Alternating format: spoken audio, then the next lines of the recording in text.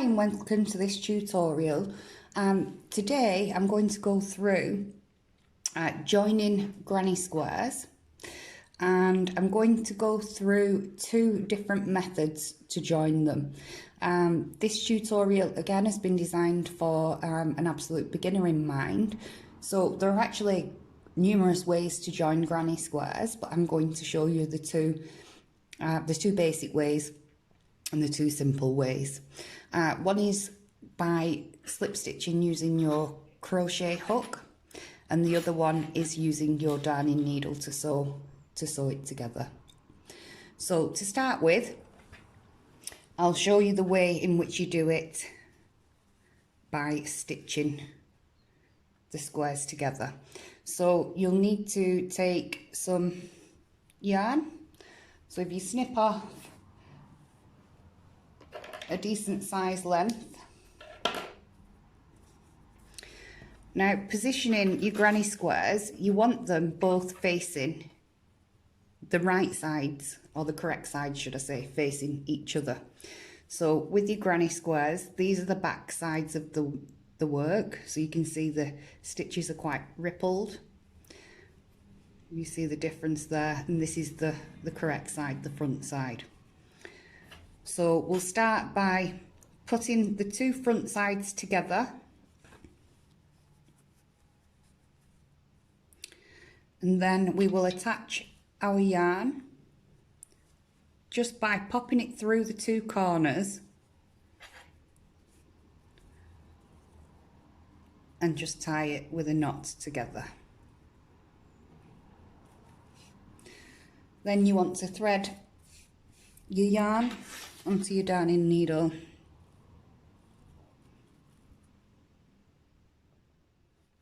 I'll actually just cut this a bit shorter.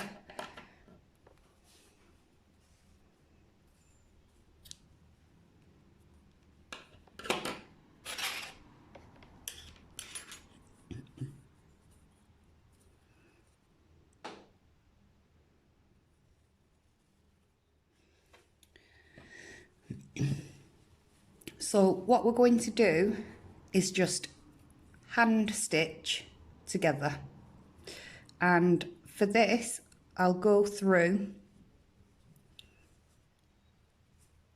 a full stitch each time, so it's getting that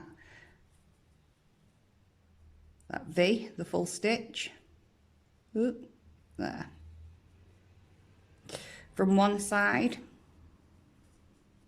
and the full stitch from the other, and we'll sew it like that. So what we're going to do is do it stitch by stitch by stitch. So if you can see that treble crochet here on this cluster,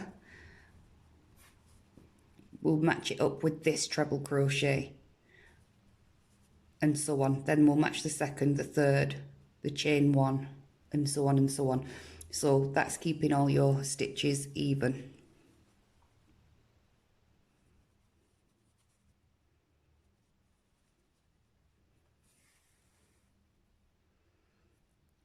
So that's the first one.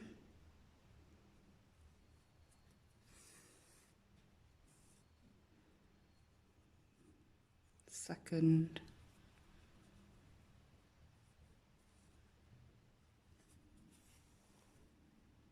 Third. And then here was our chain one that we're doing between.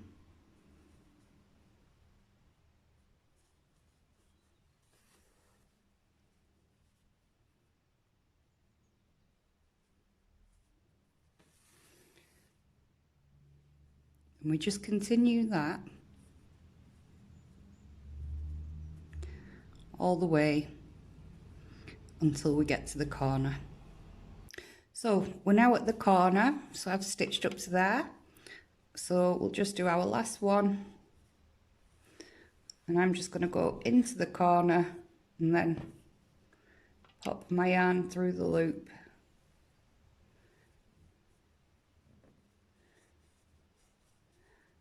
Tie it off, and then I may as well just darn this this ending while I'm here at this stage. Obviously, if you had more squares to join, you could just keep on lining them up and joining them, but I'm just going to snip it off.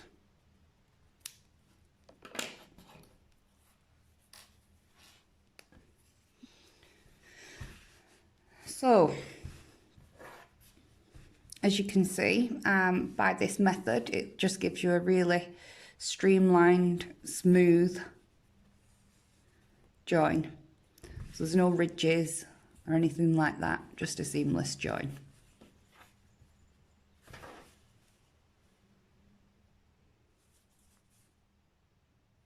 So that's the first method.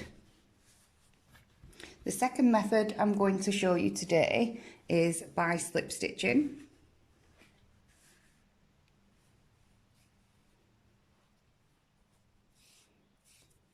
So to do this, my squares actually look different sizes.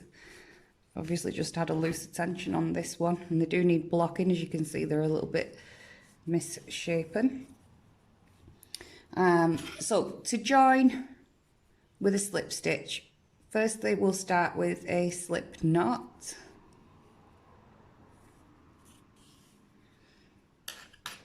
Then again we'll put the two front sides together,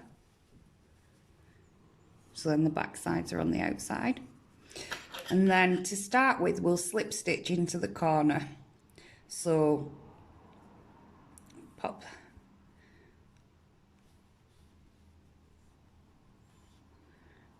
into the corner there.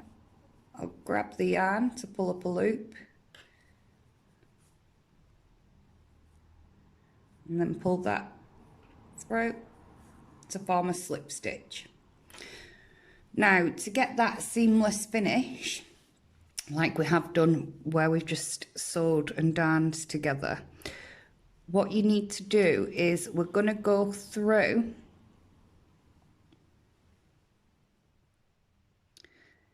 the front loop of this square, so through the front,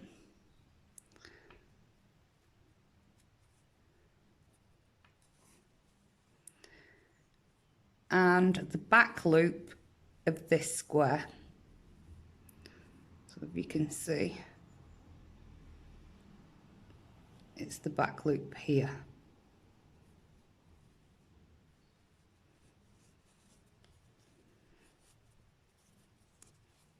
And then we're just going to slip stitch. So pull that right through.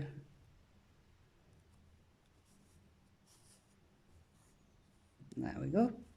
And then onto the next stitch. So again, it's the back loop, sorry, the front loop on this one. So it's that, if you stitch where your stitch is a V, it's the front one, the one closest to you. And then on the next stitch here, it's the back loop, the one furthest away. And just grab your yarn, pull it through the two loops and the loop on your hook to do a slip stitch. So I'll just show you again on this one. So the last stitch here, the last stitch of the cluster if you will, through the front loop on this side, and then the back loop on that side. Grab that yarn, pull it through the two loops and the loop on your hook. So we just do this all along. Sometimes it can be tricky with your crochet hook getting into these chains that we've done.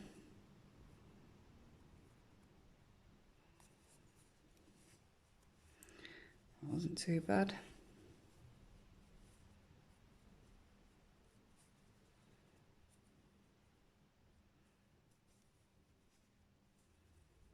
We just do that all along. So I'll continue doing that until we get to the end. If you've not subscribed to my video, if you hit the subscribe button, to my channel rather, if you hit the subscribe button, and click on the notifications bell. That way you'll be notified every time I upload a tutorial or a video. I've got quite a few more to come. I've got quite a few on the beginners and also for more advanced crochet as well. So I'm just finished slip stitching into the final corner, and in the corner I'll just pop it straight through there and slip stitch. Then I'll grab my yarn and pull it through just to secure that and tie it off. Which method you do is entirely up to you. I tend to do both, and I'll tell you for why with that. Oh, sorry, just to show you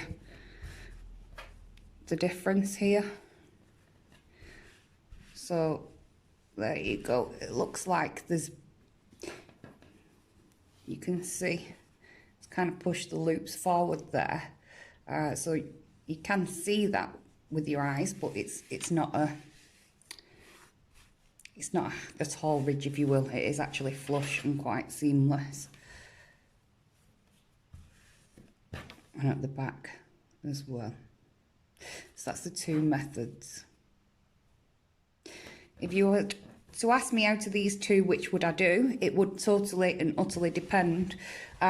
So for example, if I've done lots and lots of granny squares and I'm going to join them all at once, and it's all the same colour. Let's say I've done a yellow granny square blanket.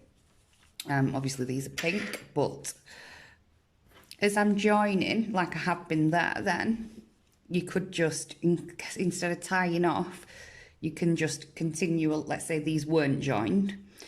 You could have finished that one. I could just go straight into there and continue joining along the next square, continue joining along, for example. So if I was going to do it that way and I was joining quite a lot in a continuous row of the same colour, then I would use the slip stitch method, for the simple reason being, you've got your yarn using from the ball, if you will, the ball of wool, and you just keep going, and it doesn't matter how much you use.